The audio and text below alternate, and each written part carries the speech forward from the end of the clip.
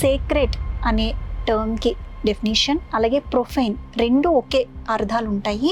దీన్ని sociological ఆస్పెక్ట్లో differentiate చేసి చెప్తారా? పెళ్లి అనేది చాలా సీక్రెట్ హిందూ సాంప్రదాయం ప్రకారం. అవును సార్. కానీ ఈ మధ్య కాలంలో పెళ్లి అర్థాలే మారిపోతాయి. సో కన్వీనియంట్ గా పెళ్లిని వాళ్ళ రకాలంగా మార్చుకుంటే అది profile. What is the difference between secularism and secularisation? Europe లో చర్చ్ అనేది ప్లేస్ ఆఫ్ వర్షిప్ గా ఉండేది, ప్లేస్ ఆఫ్ అడ్మినిస్ట్రేషన్ గా కూడా ఉండేది. సో మతాన్ని సపరేట్ చేయాలి, అడ్మినిస్ట్రేషన్ సపరేట్ చేయాలి. సోషలిజం కి కమ్యూనిజం కి వర్సెస్ డిఫరెన్స్ ఏంటి సార్? అసలు స్టేటే అవసరం లేదు, క్లాస్ డిఫరెన్స్ ఏ లేదు, అంతా మంచిగా ఉన్నారు కాబట్టి ఎవరు ఎవరిని కంట్రోల్ చేయాల్సిన అవసరం లేదు. ఎవరు ఎవరిని పరిపాలించాల్సిన అవసరం లేని స్టేట్ లో అసలు స్టేట్ అనేది అవసరం లేదు.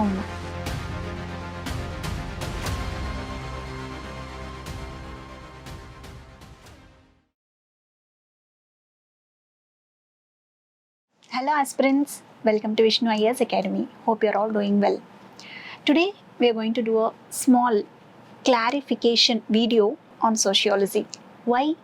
Sociology, though it seems to be a very easy subject, some of the terms and the concepts which occur in it seems very confusing, though very easy.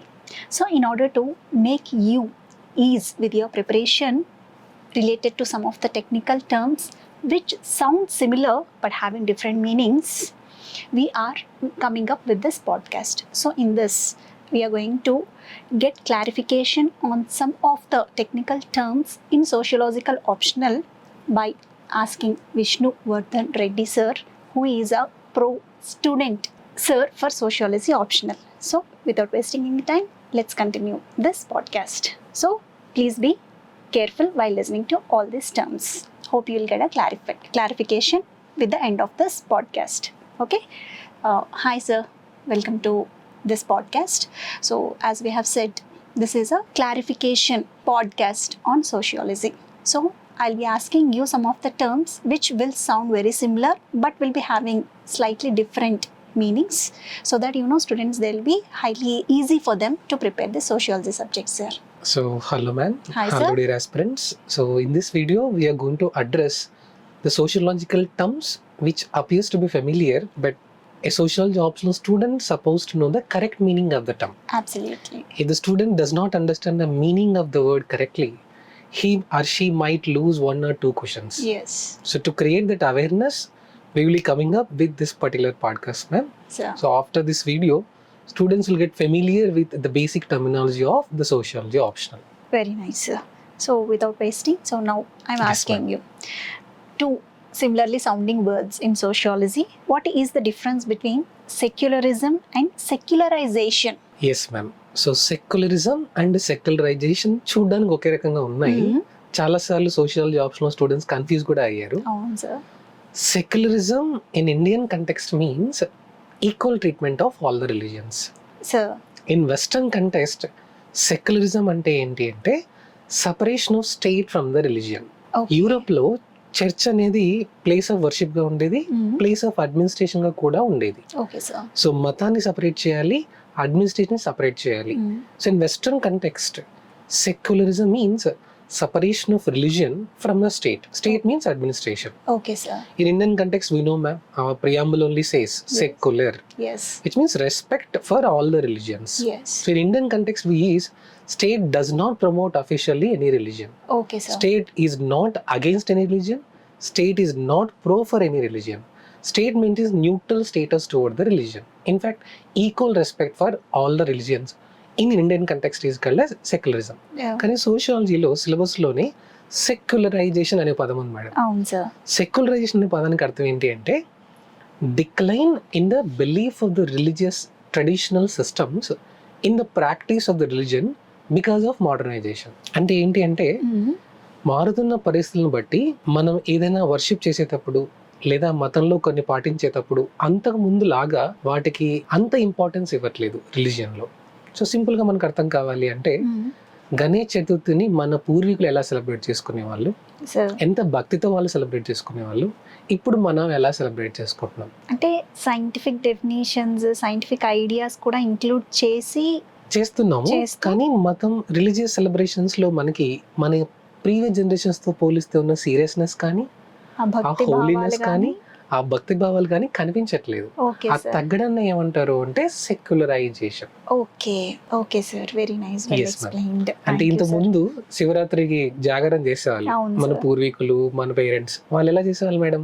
పారాయణం జాగారం చేసేవాళ్ళు, అంటే జాగారం. భజనలు వినేవాళ్ళు, అలా చేసేవాళ్ళు. ఇప్పుడు శివుని ధ్యానంలోనే గడిపేవారు. మన జనరేషన్ ఇప్పుడు ఏం చేస్తుందో మనకు తెలుసు మేడం. సో అవును ఆ sir. Declining importance of religious beliefs is called as secularisation. Okay.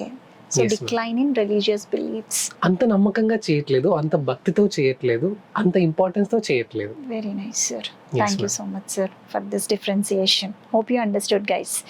And అలాగే ఇంకొక 2 వర్డ్స్ చెప్తాను సార్. మనం సోషియాలజీలో 2 టర్మ్స్, సేక్రెడ్ అనే టర్మ్కి డెఫినిషన్, అలాగే ప్రొఫైన్, 2 ఒకే అర్థాలు ఉంటాయి. దీన్ని సోషియలాజికల్ ఆస్పెక్ట్లో డిఫరెన్షియేట్ చేసి చెప్తారా ఇది ఒక కూడా సన్నటి లైన్లో?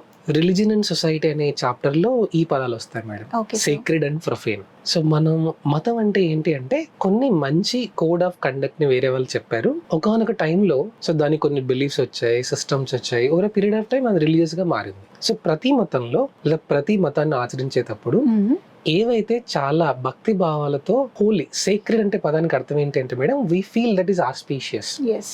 అంటే ముక్కోటి ఏకాదశి, వైకుంఠ ఏకాదశి, ఆ రోజు పొద్దున్నే లేచి స్నానం చేసి భక్తి భావాలతో చేస్తే. So in religion which we do with auspiciousness and so much of intensity of the devotion is called as sacred. Okay sir. ఎవరైనా మనకి ప్రసాదం ఇస్తే ఊరికే పడేయం, అవును. చాలా భక్తి భావంతో తీసుకుంటాం. అవును. దాన్ని ఏమంటారు అంటే సీక్రెట్.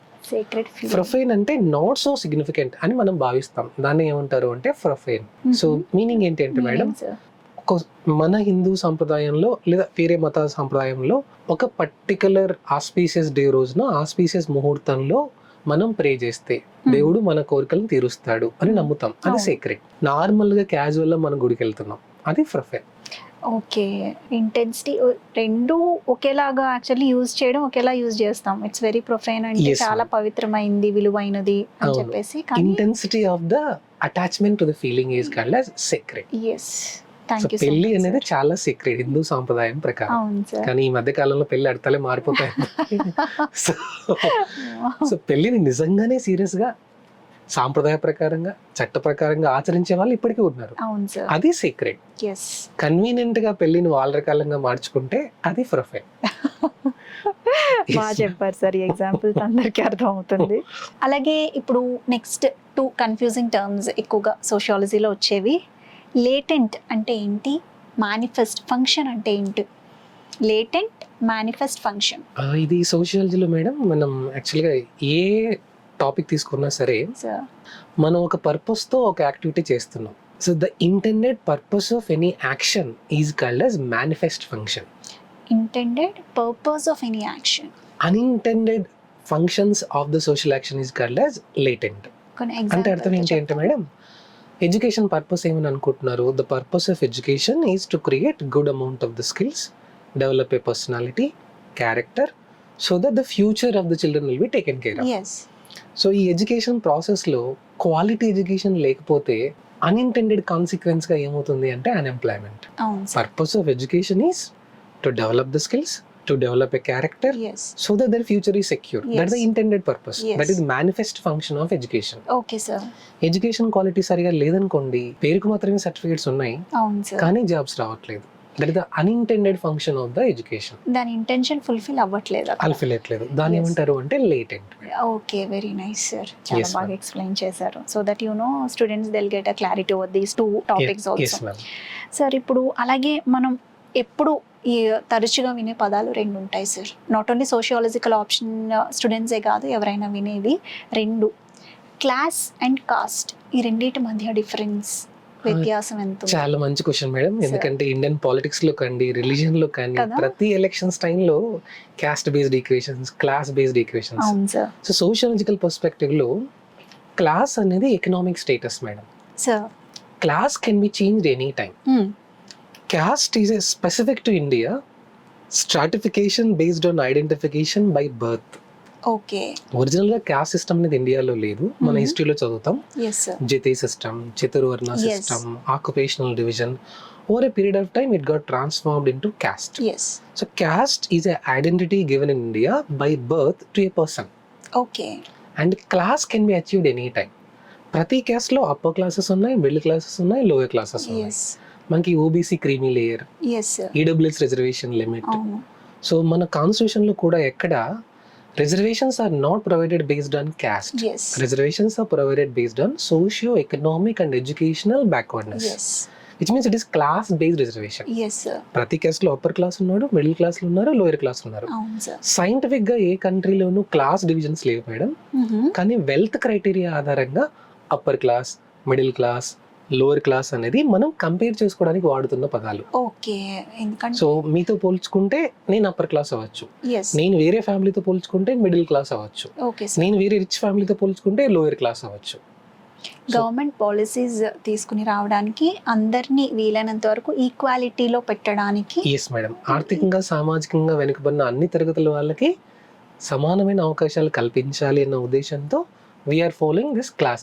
ఈసారి ప్రభుత్వం క్యాస్ట్ బేస్డ్ సెన్సస్ కూడా నిర్వహించాలి sir. అని నిర్ణయం తీసుకున్నారు. చాలా యూనిక్ ఎందుకు అంటే ఆ క్యాస్ట్ లో అందరికి వెనకబడ్డారా లేదా, Yes. ఆ క్యాస్ట్ లో నిజంగా ఎవరు వెనకబడ్డారో వాళ్ళకి రిజర్వేషన్ బెనిఫిట్ అందాలి. అవును so equitable distribution of benefits for all, that is the intention of this madam. Okay sir అంటే చాలా బాగా చెప్పారు సార్. కాస్ట్ క్లాస్ కి ఇంద అనమాట డిఫరెన్సియేషన్. Yes, ఒకటి ma'am. బై బర్త్ వచ్చేస్తుంది, అది ఎప్పటికీ పర్సన్ లైఫ్ లో చేంజ్ అవ్వదు.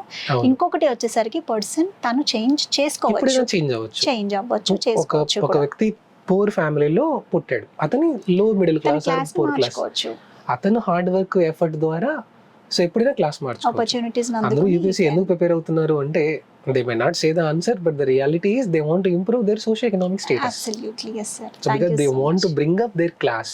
ఎస్ ఎస్ మ్యామ్, చాలా బాగా డిఫరెన్షియేట్ చేశారు. Thank you so much sir. Yes ma'am.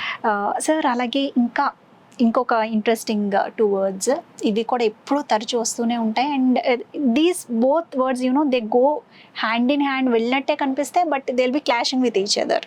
Yes, those ma'am. Are power and authority. రెండిట్ల మధ్య డిఫరెన్స్. ఈ పవర్ అండ్ అథారిటీ అనే పదాన్ని ఆప్షనల్ స్టూడెంట్ డిఫరెంట్ ఆప్షనల్స్ లో చదువుతారు మేడం. అవును sir. But general meaning from sociological perspective ఏంటి అంటే again the will of a person we make him to do something that is called as power. Okay sir. అంటే అతనికి ఇష్టం లేదు కానీ బలవంతంగా అతని చేత మనం ఏమైనా చేపిస్తే దాన్ని ఏమంటారు అంటే పవర్. పవర్ అనేది పర్సన్ ఎవరైతే ఎక్సర్సైజ్ చేస్తున్నారో అతని మీద ఆధారపడి ఉంది. అది లీగల్ అవ్వచ్చు, లీగల్ అవ్వకపోవచ్చు. Okay sir. కానీ అథారిటీ అంటే ఏంటి అంటే legitimate power given through a law to a position is called as authority.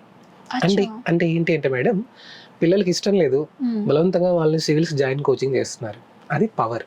Okay, parents power అది. డ్రైవింగ్ లైసెన్స్ లేకుండా వెహికల్ మనం నడుపుతున్నాము, ట్రాఫిక్ వాళ్ళు ఆపి మనల్ని చెక్ చేసి ఫైన్ వేస్తున్నారు, అది అథారిటీ. అథారిటీ ఎవరికి ఇచ్చారు? పర్సన్ కాదు, పొజిషన్కి. Okay. Authority legal. So power అనేది వేరే వాళ్ళకి పర్మిషన్ లేకుండా బలవంతంగా వాళ్ళ చేత మనం ఏదైనా పని చేపిస్తే దాన్ని పవర్ అంటాం. ఓకే. కానీ చట్ట ప్రకారంగా మనం చేస్తున్న పొజిషన్ బట్టి మనం ఏం చెయ్యాలో చేస్తే దాన్ని అథారిటీ అంటాం. Okay so sir. ఒక డిస్ట్రిక్ట్ ఎస్పీ లా అండ్ ఆర్డర్ని కంట్రోల్ చేస్తున్నారు, లాఠీ చార్జ్ ఉపయోగిస్తున్నారు, అథారిటీ మేడం. సార్. ఒక పొలిటికల్ గుండా ప్రాబ్లమ్స్ క్రియేట్ చేస్తున్నారు, అది పవర్. మరి సోషియాలజీలో మ్యాక్స్ వెబర్ అనే ఆయన ఈ అథారిటీని కూడా మళ్ళీ రకరకాలుగా చెప్తారు madam. Okay sir. Traditional authority అని, చెరిస్మాటిక్ అథారిటీ అని, లీగల్ రేషనల్ అథారిటీ అని. Okay sir. ఆయన ఉద్దేశం ఏంటి అంటే రాజ్యాంగ ప్రకారం చట్టబద్ధంగా ఏ అథారిటీ అయితే మనకి ఇస్తామో ఆ అథారిటీని సరిగా ఉపయోగిస్తే అందరికీ ఉపయోగం అందుతుంది అన్నది ఆయన ఉపయోగం మేడం. ఆయన చెప్పిన ఒపీనియన్ ఏంటి అంటే authority comes with responsibility, authority comes with accountability. Yes. So ఒక ఐఏఎస్ ఆఫీసర్, డిస్ట్రిక్ట్ కలెక్టర్ అనగానే అతనికి అథారిటీ ఇచ్చారు, అకౌంటబిలిటీ కూడా ఉంది, ఉంటుంది దాంతో పాటు. Yes ma'am. So he has to shoulder that also. Correct ma'am. Ya, thank you so much sir, చాలా విడమర్చి చెప్పినందుకు. అవును. సార్ అలాగే ఇంకా మరి ఒక కన్ఫ్యూజింగ్ టర్మ్స్, లేబరర్కి వర్కర్కి. ఇది కూడా మేడం చాలా మందికి తెలీదు. రెండు యాక్చువల్లీ పదాలు ఒకరికే యూజ్ చేసేస్తారు కూడా. తెలియకుండా రాయడంలో కూడా అలా రాసేస్తారు. అవును సార్. సో మనం సొసైటీ ఎవల్యూషన్ లో ఏంటంటే మేడం, ఇనిషియల్ గా హంటింగ్ అండ్ గ్యాదరింగ్ సొసైటీలో ఉండేవాళ్ళు, ఎస్ అందరూ తినేవాళ్ళు, ఫారెస్ట్ లో తిరిగేవాళ్ళు, రిచ్ పూర్ డిఫరెన్సెస్ ఏం లేవు. Yes. So over a period of time ఏమైంది అంటే కొంతమంది టూల్స్ డెవలప్ చేశారు. అవును. ఆ టూల్స్ డెవలప్ చేసిన వాళ్ళు ఏమయ్యారు అంటే మాస్టర్స్ అయ్యారు. టూల్స్ ఎవరి దగ్గర లేవో వాళ్ళు స్లేవ్స్ అయ్యారు. ఎస్, ఇక్కడ లేబర్ అనే పదం వచ్చింది మేడం. First time. లేబరర్ అంటే ఏంటి అంటే forcibly we are making the other person to do something. Freedom to sell the work is not there, that is called as labourer. Okay, ఆ వ్యక్తి తన పనిని నచ్చి చేయట్లేదు, ఫ్రీడమ్తో అంటే తనకి స్వేచ్ఛ లేదు తన పని చేయాలా వద్దా అని నిర్ణయించుకునే. కానీ మోడర్న్ డే ఎప్పుడైతే సొసైటీ అగ్రికల్చర్ సొసైటీ నుంచి ఇండస్ట్రియల్ సొసైటీ మారిందో, ఇండస్ట్రియల్ సొసైటీ పోస్ట్ ఇండస్ట్రియల్ సొసైటీగా మారిందో, మనం లేబర్ అనే ప్లేస్లో వర్కర్ అనే పదం వాడుతున్నాం. Okay sir. వర్కర్ అంటే ఏంటి అంటే there is a freedom to sell his skills. తనకు నచ్చితే చేయొచ్చు, నచ్చకపోతే చేయకపోవచ్చు, కంపల్సరీ చేయాల్సిన అవసరం లేదు. తనకు నచ్చిన చోట తను వర్క్ చేయొచ్చు. దాన్ని వాళ్ళని ఏమంటారు అంటే వర్కర్ అంటాం. నచ్చినా నచ్చకపోయినా వాళ్ళకి స్కిల్ సెట్ లేవు కాబట్టి బలవంతంగా వాళ్ళ చేత పని చేపిస్తే వాళ్ళని ఏమంటారు అంటే labourer. Child labour, force labour, casual labour, manual labour. So చాలా సింపుల్ ఎగ్జాంపుల్ మేడం, కొంతమంది అనాథ పిల్లల చేత బలవంతంగా బెగ్గింగ్ చేయిస్తే లేబరర్ అనే పదం వాడతాం. Child labour. ఒక సాఫ్ట్వేర్ ఇంజనీర్ తనకు కంపెనీ నచ్చట్లేదు, రిజైన్ చేసి వేరే కంపెనీకి వెళ్ళిపోతున్నారు, అక్కడ లేబరర్ అని వాడట్లేదు, వర్కర్ అని వాడుతున్నాం. సో కానీ సోషాలజీలో ఏంటంటే మేడం అందరూ ఇంపార్టెంటే, అన్ని పనులు ఇంపార్టెంటే. We have to respect the dignity of the labour, we have to respect each and every work. So సమాజంలో ఉన్న అన్ని పనులు ఇంపార్టెంటే, అన్ని రకాల పనులు చేసే వాళ్ళు ఇంపార్టెంటే, అందరూ ఒకరికొకరు సపోర్ట్ చేసుకునేదే society. Very nice. So sociology will teach us the respect dignity of labor. Civil servants are important, corporates are important, sanitation workers are important. Everybody is important, everybody is doing their work, so in support of each other. So let's respect the dignity of labor of everybody with the division of labor. Okay sir. Yes ma'am. వాళ్ళ situations వల్ల అలా చేయవలసి ఉంటుంది తప్పితే చేస్తున్నారు తప్ప. So but they are very important at the same time. Yes ma'am. Yes, that's what sociology reminds us. Yes. Yeah, very nice sir. Yes ma'am. Yeah, very beautifully described. Thank you so much. Sir, అలాగే ఇంకొక రెండు పదాలు ascribed and achieved. ఈ రెండు పదాలు కూడా ఒకేలాగా they sound the same. Yes Could you ma'am. please differentiate them? So ascribed status అంటే madam any social identity given by birth is called as ascribed, which cannot be changed because of the sociological perception. Okay. Achieved status means it can be changed anytime with hard work and effort. That is called as achieved status. Okay. So ఒక simple example ఏంటి అంటే madam, మనం గుడిలో ఎవరైనా సరే పూజారి నియమించేటప్పుడు అంతకుముందు కాలంలో కేవలం ఆ పూజారి పిల్లలు మాత్రమే తర్వాత పంతుల్లాగా చేయాలి, చేయవలసి అంటే ఉంటుంది. ఆ పర్టికులర్ ఫ్యామిలీలో ఉన్న వాళ్ళు మాత్రమే, లేదా royal head of the family. So ascribed. Queen పిల్లలు మాత్రమే సక్సెసర్ లాగా కన్సిడర్ చేయాలి, అవును సార్. ఇన్హెరిటెన్సీ వాళ్ళు మాత్రమే తీసుకోవాలి అని అనడాన్ని ఏమంటారు అంటే ascribed. Achieved. Any time because of your effort you can come out of it and you can reach to the next level. That is called as achieved. Okay. So అందుకోసం ఏం చెప్తారు అంటే మేడం సోషియాలజీలో, so it is not your fault to be born in a poor family, yes it is your fault if you continue to be in a poor family. Yes, పేదవాడిగా పుట్టడం తప్పు కాదు, పేదవాడిగా చనిపోవడం తప్పు. పేదవాడిగా ఉన్నది అన్నప్పుడు అప్పుడున్న స్టేటస్, అవును. మీ హార్డ్ వర్క్తో మీరు ఎప్పుడైనా సరే ఆ స్టేటస్ని మార్చుకోవచ్చు. కానీ బర్త్ అప్పుడే క్యాస్ట్ అనేసి డివిజన్ చేసి పెట్టారు కదా, అది ascribed. Okay, yes. Just like మనం ఇందాక చూసాం కదా, caste is ascribed status, class is achieved status. Achieved status. Very Yes, well ma'am. Explained. Thank you so much sir.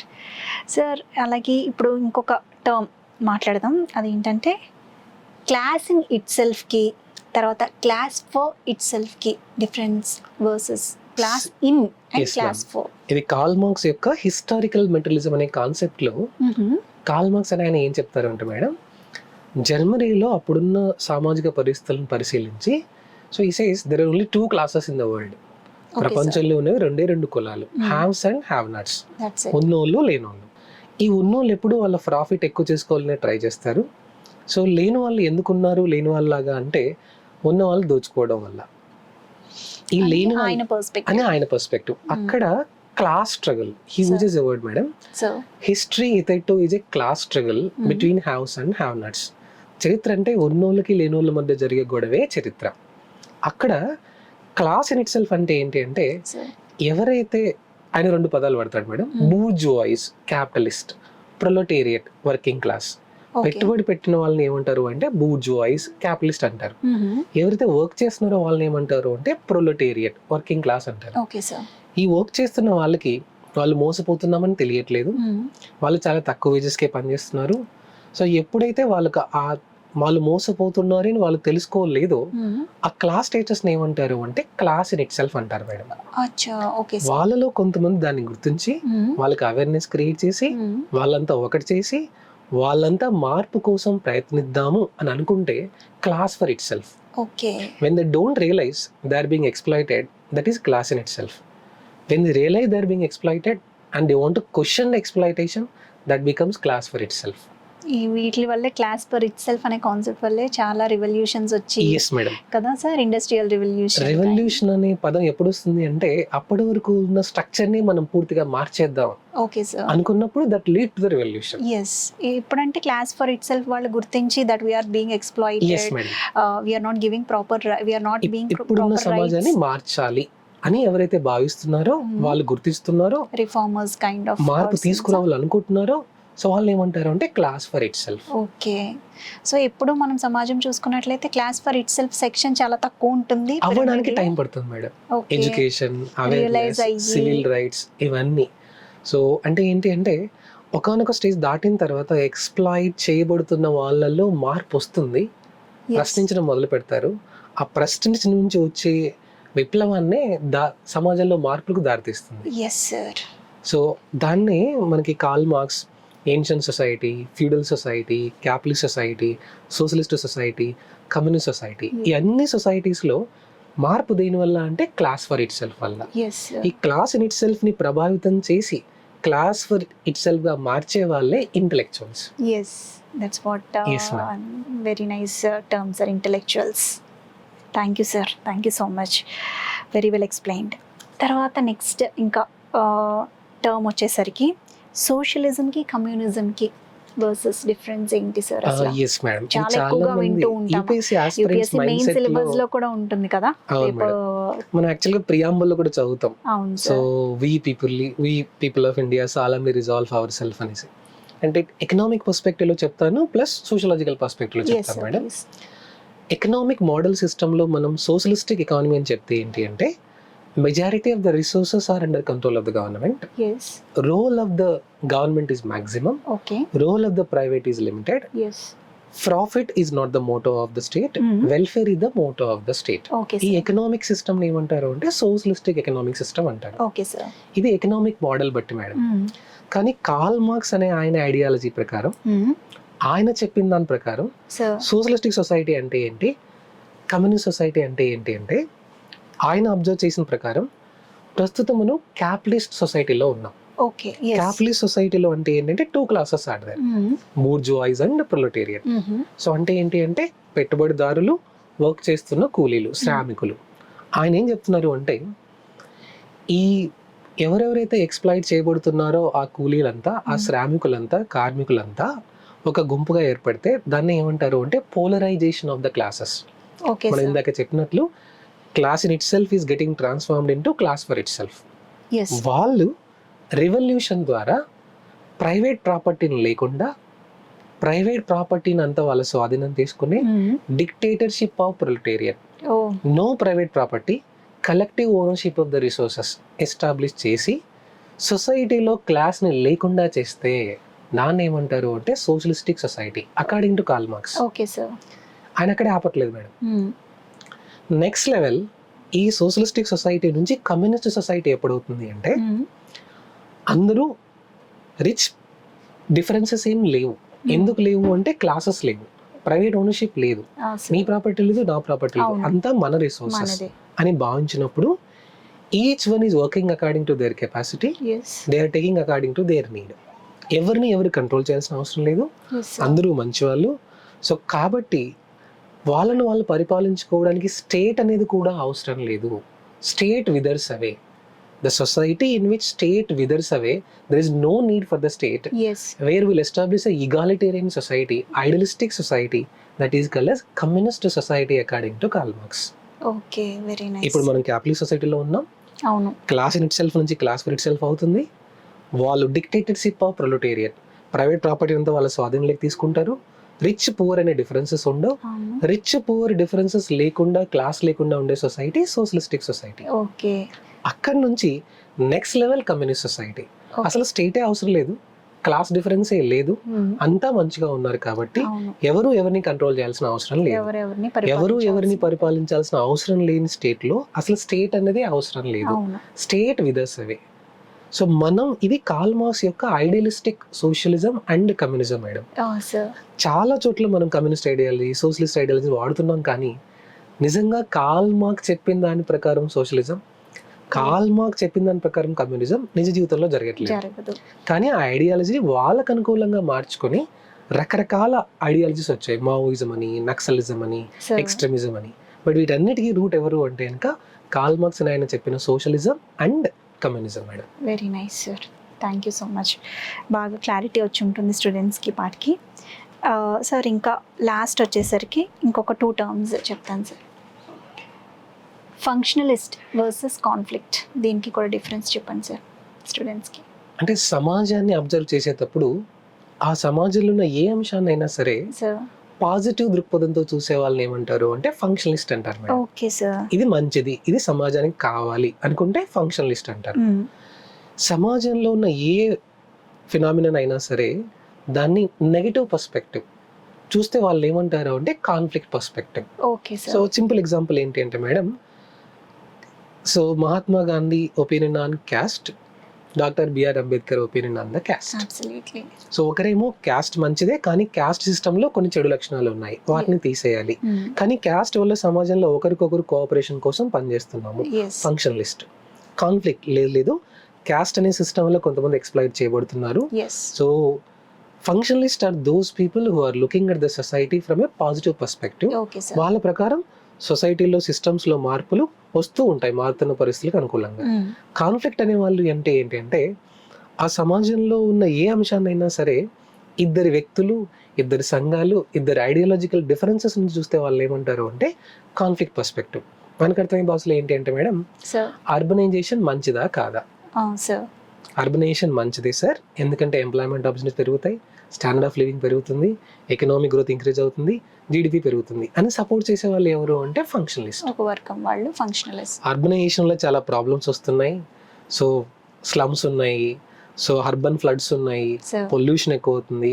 So urbanisation నెగిటివ్గా చెప్పే వాళ్ళు ఏమంటారు అంటే కాన్ఫ్లిక్ట్. ఉమెన్ రిజర్వేషన్ ఉండాలా అని సపోర్ట్ చేసే వాళ్ళు ఫంక్షనలిస్ట్. ఉమెన్ రిజర్వేషన్ వద్దు అని ఆర్గ్యూ చేసే వాళ్ళు కాన్ఫ్లిక్ట్. సో ఏ సిచ్యువేషన్లో అయినా సరే మేడం మనం థీసిస్, యాంటీ థీసిస్ అంటాం. థీసిస్ అంటే దానికి సపోర్ట్ గా మనం మాట్లాడుతున్నాం, యాంటీ థీసిస్ అంటే దానికి వ్యతిరేకంగా మాట్లాడుతున్నాం. So functionalist are correct in their own way, conflicts also are correct in their own way. ఈ డిస్కషన్ డిబేట్ లో ఒక మంచి ముందు ఐడియా ఎవాల్వ్ అవుతుంది మేడం. అవును సార్. సో మనకి ప్రాక్టికల్ ఎగ్జాంపుల్, బ్యాలెన్స్డ్ అప్రోచ్ కావాలి అంటే ఇద్దరు ఉండాల్సిందే. ప్రాక్టికల్ ఎగ్జాంపుల్ ఏంటి అంటే చెప్పండి సార్, మనకి ఎకనామిక్ గ్రోత్ అనేది కంపల్సరీ కావాలి. ఎందుకు కావాలి అంటే ఇప్పుడున్న స్టేటస్ నుంచి మన ఆర్థిక పరిస్థితిని మెరుగుపరచుకోవడం కోసం. So economic growth is inevitable అని చెప్తున్నారు ఫంక్షనలిస్ట్. కాన్ఫ్లిక్ట్ ఏం చెప్తున్నారు, in the process of economic growth environment is getting damaged అని చెప్తున్నారు. ఒకరేమో ఎకనామిక్ గ్రోత్ కావాలంటున్నారు, ఒకరేమో ఎకనామిక్ గ్రోత్ వల్ల ఎన్విరాన్మెంటల్ డ్యామేజ్ జరుగుతుంది అంటున్నారు. ఇద్దరి మధ్య డిస్కషన్ డిబేట్ వల్ల వచ్చిన కాన్సెప్టే sustainable development. Economic growth along with protection of the environment. సో ఇది సమాజంలో మార్పు అన్నది పరస్పరం మారుతూనే ఉంటుంది మేడం, మారుతున్న పరిస్థితులను బట్టి. So thank you so much sir. So guys, I hope you might have got clarity about some of the words, technical words which seem very similar but are having very different approaches. Okay, so thank you so much sir for your valuable time. So hello dear aspirants and students. So at Vishnu IAS sociology batch already started, admissions are in progress. I will be available at Vishnu IAS office every day by 5 p.m. So you can come and discuss with the faculty. 6 to 8 everyday class will be there. We are providing daily answer writing. Weekly test also will be there. Personal one-to-one mentorship also we are going to provide. So let's come and join at Vishnu IAS in sociology optional. So try to understand the society holistically. So from UPSC perspective as well as humanist perspective, together let's try to achieve सबका साथ, सबका विकास, सबका प्रयास, सबका विश्वास, as our honorable Prime Minister says. So thank you. Waiting for you all to join at Sociology Optional. Jai Hind.